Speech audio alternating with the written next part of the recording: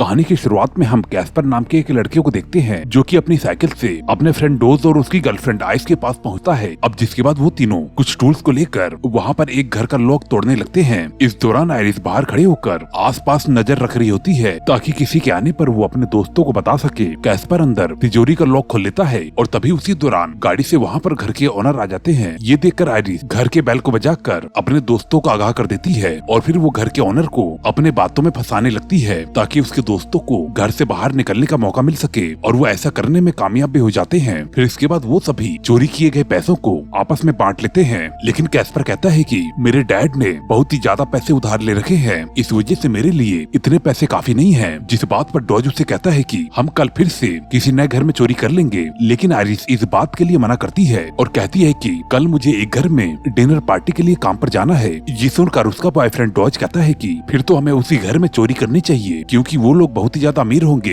ये सुनकर आइरिस इस बात के लिए इनकार करते हुए कहती है कि वो लोग बहुत ही ज्यादा अच्छे हैं और मैं उनके साथ ऐसा नहीं कर सकती और इसी के साथ ही उनके पूरे घर में कैमरे लगे हुए हैं, इस वजह से वहाँ पर चोरी करना बहुत ही ज्यादा मुश्किल है। अब जब कैस्पर अपने घर पर पहुँचता है तो उसके डैड उसे वहाँ पर नहीं मिलते और वो समझ जाता है कि उसके फादर कहाँ पर मिलेंगे। इस वजह से वो एक बार में पहुँचता है और वहाँ के गार्ड से क्लब के ओनर के पास जाने के लिए बोलता है। फिर उसके बाद वो गार्ड उसे क्लब के ओनर के पास ले जाता है। वहाँ पर जाकर वो देखता है कि क्लब का ओनर उसके डैड को बहुत ही बुरी तरह से पीट रहा होता है। हालांकि अब कैस्पर उससे अपने डैड को छोड़ने के लिए कहता है, लेकिन ओनर कहता है कि मैं तुम्हारे डैड को जब तक नहीं छोड़ूंगा जब तक कि तुम मेरे सभी पैसे को वापस नहीं दोगे। और अब ओनर कैस्पर को 24 घंटे का टाइम देकर कहता है कि अगर तुमने इन 24 घंटों के अंदर मेरे पैसों को वापस ला कर नहीं दिया तो फिर मैं तुम्हारे डैड को जान से मार दूंगा। और साथ ही हम देखते हैं कि वो डराने के लिए उसके डैड की उंगली को काट देता है। इस वजह से कैस्पर अपने दोस्तों के पास पहुँचता है और उस जगह पर चोरी करने के लिए कहता है जहाँ पर की आइरिस काम करने के लिए जाने वाली थी। लेकिन आइरिस उससे कहती है कि ये बिल्कुल भी आसान नहीं है क्योंकि वहाँ पर बहुत ही सारे इलेक्ट्रॉनिक सिक्योरिटी डिवाइस लगे हुए हैं। और जिस बात पर दोस्त कहता है कि अगर हम लोग पकड़े गए तो उसे सारा इल्जाम अपने ऊपर लेना होगा। इस बात पर कैस्पर बोलता है कि ये मेरे लिए करना बहुत ही ज्यादा जरूरी है क्योंकि मेरे फादर की जिंदगी मौत का सवाल है। अब उसकी बात को सुनकर वो तीनों चोरी करने के लिए तैयार हो जाते हैं। फिर इसके बाद अगले दिन आइरिस अपने दोस्तों के साथ उस घर में पहुँचती है तो फिर वहाँ पर उसकी मुलाकात रॉक्सिन नाम की एक लेडी से होती है। और जब कैस्पर कपड़े चेंज करने के लिए जाता है तो फिर वहाँ पर उसे एक ड्रॉअर में गन भी मिलती है और जिसे वो देखकर वापस से वहीं पर ही रख देता है। और जब वो आसपास चीजें चेक करता है तो उसे एक पेंटिंग के नीचे एक तिजोरी मिलती है और वो इस समय जिसे बिना छेड़े वापस से वैसे ही कर देता है। और तभी वो देखते हैं कि पार्टी के लिए गेस्ट आने लगते हैं। अब ये देखकर कैस्पर अपने काम पर लग जाता है। फिर इसके बाद जब सभी पार्टी को एंजॉय कर रहे होते हैं तो फिर कैमरन और जर्मी नाम के दो गेस्ट आइरिस से ड्रिंक मांगते हैं और इसके साथ ही वो आइरिस से काफी मिसबिहेव भी कर रहे थे। इस वजह से उन्हें ड्रिंक सर्व करने के लिए डॉज उन लड़कों के रूम में जाता है तो फिर उसे रास्ते में कैस्पर मिलता है। वहाँ पर वो उसे बताता है कि तिजोरी का लॉक पूरी तरह से इलेक्ट्रॉनिक है और अगर हमने 3 बार से ज्यादा उसके अंदर गलत कोड डाला तो फिर उसके अंदर अलार्म बज जाएगा। इस वजह से हमें अलार्म बजने से पहले ही घर की पावर को कट करना होगा ताकि हमारा काम आसानी से हो सके। फिर इसके बाद जब ड्रिंक सर्व करने के बाद डॉज वापस जा रहा होता है तो फिर उसे वहाँ पर कंट्रोल रूम दिखाई देता है जिससे मालूम चलता है कि घर में बहुत ही ज्यादा सिक्योरिटी मौजूद है। अब जिसके बाद वो तीनों किचन में मिलकर मीटिंग करते हैं और चोरी के प्लान को अंजाम देते हैं क्योंकि सभी लोग ऊपर थे। इस वजह से कैस्पर और डॉज आइरिस को बाकी सभी लोगों का ध्यान रखने के लिए कहकर किचन में ही वहाँ से छोड़कर निकल जाते हैं। दूसरी ओर पार्टी में आए हुए सभी गेस्ट जब डिनर कर रहे होते हैं तो फिर मिलो सभी लोगों को अपने अपने एडिक्शन को बताने के लिए कहता है। इस वजह से सभी लोग एक एक करके अपने बारे में बताने लगते हैं। ये चीजें मिलो की गर्लफ्रेंड बेका को पसंद नहीं आती और तभी वो उठकर वहाँ से निकल जाती है। अब अगले सीन में हम कैस्पर और डॉज को देखते हैं जो कि कंट्रोल रूम में होते हैं। तो फिर वहाँ पर कैस्पर को मालूम चलता है कि अगर वो लोग पावर को कट कर देंगे तो फिर 2 मिनट बाद ही पावर अपने आप ही वापस आ जाएगी। इस वजह से वो अपने दोस्त डॉज को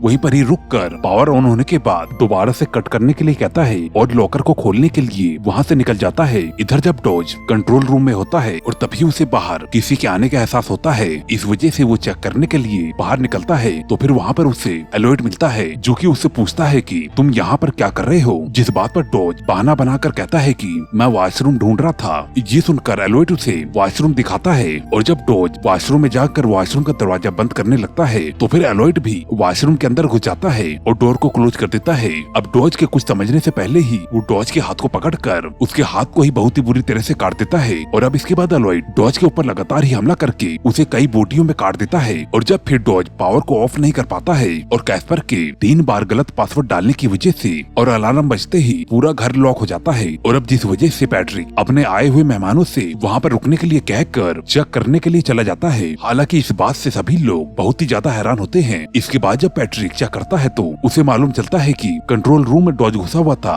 और जो कि अब एलॉयड के साथ वॉशरूम में घुसा हुआ है। और जब वो उसे देखने के लिए वॉशरूम में जाता है तो उसका बेटा एलाइड बाहर आता है तो फिर वो देखता है कि उसका बेटा खून से लथपथ है। इसके बाद उसकी मॉम भी वहाँ पर पहुँच जाती है और इस चीज को देखकर वो गुस्सा होकर उसे मारने लगती है और साथ ही कहती है कि तुमने मुझसे प्रॉमिस किया था कि तुम कभी भी किसी का मर्डर नहीं करोगे। इस बात से हमें मालूम चलता है कि एलॉयड पहले भी बहुत से लोगों का मर्डर कर चुका है और इस बारे में उसकी फैमिली को सब कुछ मालूम है। इसी दौरान ही मीलो के साथ आयरिस भी वहाँ पर पहुँच जाती है। उसे देखकर एलॉयड डॉज के कटे हुए हाथ से ताली बजाने लगता है और इस दौरान वो अपने बॉयफ्रेंड की ऐसी कंडीशन को देखकर बहुत ही ज्यादा बौखला जाती है और वो भागते हुए वॉशरूम में पहुँचती है तो फिर वो देखती है कि एलॉयड ने डॉज को बहुत ही बुरी तरह से काट दिया है। इस वजह से वो चिल्लाते हुए वहाँ से भागने की कोशिश करती है लेकिन बाकी के गेस्ट उसे पकड़ लेते हैं। इसी दौरान ही पैट्रिक भी कैस्पर का गला दबाकर उसे मारने की कोशिश करता है लेकिन मीलो उसे ऐसा करने से रोक लेता है और जिस मौके का फायदा उठाकर कैस्पर एक बेडरूम में छिप जाता है। और जब दूसरी तरफ सभी गेस्ट आयरिस को नुकसान पहुंचाने की कोशिश कर रहे होते हैं और तभी वो ओलिवर नाम की एक गेस्ट को सीढ़ियों से धक्का देकर नीचे गिरा देती है और खुद भागती हुई किचन में पहुंचती है तो फिर वो देखती है कि वहाँ पर मौजूद बेकन ने अपने नस को काट कर सुसाइड कर लिया है। और तभी आयरिस का पीछा करते हुए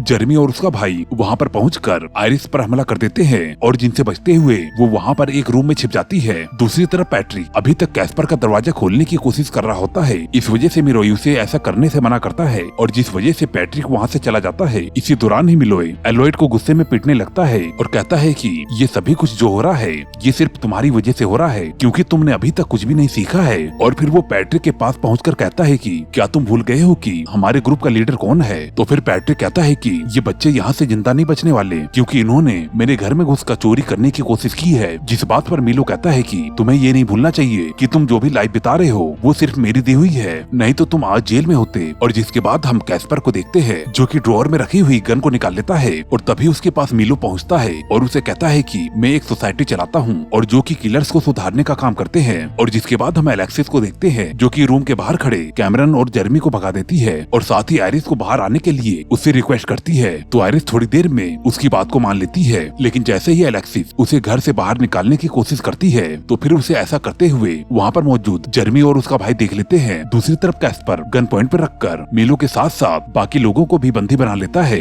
और उन्हें लेकर दरवाजे के पास पहुँचता है। तो फिर वो देखता है कि जर्मी गला दबाकर आयरिस को मारने की कोशिश कर रहा है। इस वजह से वो रॉक्सिन को हॉस्टेज बनाकर आयरिस को छोड़ने के लिए कहता है। ये देखकर एलॉयड गुस्से में उसके ऊपर अटैक कर देता है। इन सभी चीजों को देखकर मिलोय बहुत ही ज्यादा परेशान हो जाता है क्योंकि अब सिचुएशन उसके कंट्रोल से बहुत ही ज्यादा बाहर हो चुकी थी। इस वजह से वो जर्मी के ऊपर अटैक करके उसे बहुत ही बुरी तरह से मार देता है। ये देखकर पैट्रिक बिना कुछ सोचे समझे मिलो को तुरंत ही शूट कर देता है और जिस वजह से एलॉयड का ध्यान भटक जाता है और इसी वजह से मौके का फायदा उठाकर कैस्पर उसे धक्का देकर वहाँ से भागने की कोशिश करता है। तो फिर उसे रास्ते में आयरिस और एलेक्सिस मिलती है जो कि उन्हें बचाने के लिए एक रूम में छिपा देती है। इसी दौरान उन्हें पैट्रिक के फैमिली फोटो में एक नया मेंबर दिखाई देता है और जिसका चेहरा बहुत ही ज्यादा भयानक दिखाई दे रहा था। फिर कैस्पर को वहाँ पर एक तलवार रखी हुई दिखाई देती है। इस दौरान कैस्पर एलेक्सिस से पूछता है कि तुम हमारी मदद क्यों कर रही हो, जिस बात पर वो कहती है कि तुम अकेले नहीं हो जो कि यहाँ से निकलना चाहते हो क्योंकि मैं भी यहाँ से निकलना चाहती हूँ। दूसरी तरफ हम पैट्रिक को देखते हैं जो कि अपनी बेटी से काफी ज्यादा नाराज था लेकिन इसके बावजूद वो उसे एक लास्ट चांस देता है और वो उसे कैस्पर और आयरिस को वहीं पर ही छोड़कर बाहर आने के लिए कहता है लेकिन वो ऐसा नहीं करती और जिस वजह से वो वहाँ पर एक म्यूजिक बजा देता है। म्यूजिक को सुनकर उनकी पूरी फैमिली बौखला जाती है लेकिन इसके बावजूद भी पैट्रिक उस म्यूजिक को नहीं रोकता और तभी हम उसी आदमी को देखते हैं जिस नए मेंबर को हमने तस्वीर में देखा था और जो कि इस समय बहुत ही ज्यादा भयानक दिख रहा था, जो कि म्यूजिक को सुनते ही बहुत ही भयानक तरह से एक्ट करता है और वहाँ से बाहर आते ही कैस्पर के ऊपर अटैक कर देता है और जिस वजह से आयरिस कैस्पर की हेल्प करने की कोशिश करती है लेकिन वो आदमी आयरिस को बहुत ही बुरी तरह से चबाकर खा जाता है और उसी समय ही कैस्पर उस आदमी को तलवार से मार देता है और उसके सिर के 2 टुकड़े कर देता है। और अब जिसके बाद एलेक्सिस वहाँ के फर्नीचर को तोड़कर एक टनल के हेल्प से कैस्पर के साथ उस रूम से बाहर निकल जाती है और जहाँ पर कि उन्हें पैट्रिक मिलता है जो कि कैस्पर के ऊपर अटैक करने वाला होता है लेकिन एलेक्सिस अपने डैड को ऐसा करने से रोक लेती है। इस दौरान पैट्रिक का ध्यान भटकने की वजह से कैस्पर तलवार से उसके पेट को काट कर उसे बहुत ही बुरी तरह से मार देता है। इस बात से एलेक्सिस को काफी दुख होता है लेकिन वो आगे बढ़ती है। वो जैसे ही कैस्पर को लेकर घर से बाहर निकलती है और तभी कैस्पर के ऊपर कैमरॉन चैंसो से अटैक कर देता है। लेकिन इससे पहले कि वो कैस्पर को मार पाता,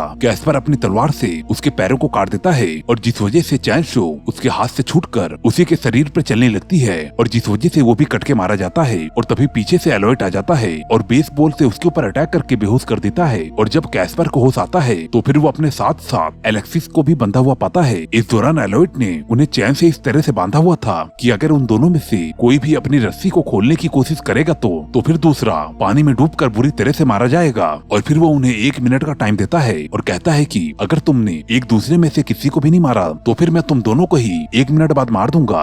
ये सुनकर एलेक्सिस रस्सी को काट देती है और तभी कैस्पर पानी में गिर जाता है और जिसके तुरंत बाद ही एलोइड एलेक्सिस को भी पानी में गिरा देता है। और उसी समय ही एलोइड के पास उसकी मॉम चाकू लेकर आ जाती है और एलोइड के कुछ समझने से पहले ही उसे मार देती है और जिस वजह से वो खुद भी पूल के अंदर गिर जाता है। फिर इसके बाद रॉक्सिन अपनी बेटी और कैस्पर को बचा लेती है। इस दौरान वो कैस्पर से पूछती है कि तुम्हें ये सभी कुछ भूलने के लिए कितना पैसा चाहिए। तो फिर वो उससे $1 लाख और एक कार मांगता है और जिस बात के लिए वो मान जाती है। और अब जिस पर कैस्पर गाड़ी और पैसे लेकर क्लब की तरफ निकल जाता है, लेकिन जब वो वहाँ पर पहुँचता है तो वो तलवार को लेकर वहाँ पर खड़े गार्ड को मार देता है। फिर इसके बाद वो क्लब के ओनर को भी बहुत ही बुरी तरह से मार देता है। ये सब कुछ देखकर उसके डैड काफी ज्यादा हैरान होते हैं क्योंकि उन्होंने अपने बेटे को इस रूप में कभी नहीं देखा था। दोस्तों इसी के साथ ये मूवी यहीं पर ही एंड हो जाती है। दोस्तों आपको ये कहानी कैसी लगी हमें कमेंट करके जरूर बताएं और दोस्तों जाते जाते चैनल को जरूर सब्सक्राइब कर देना। मैं मिलता हूँ आपको अगली वीडियो में। Okay bye.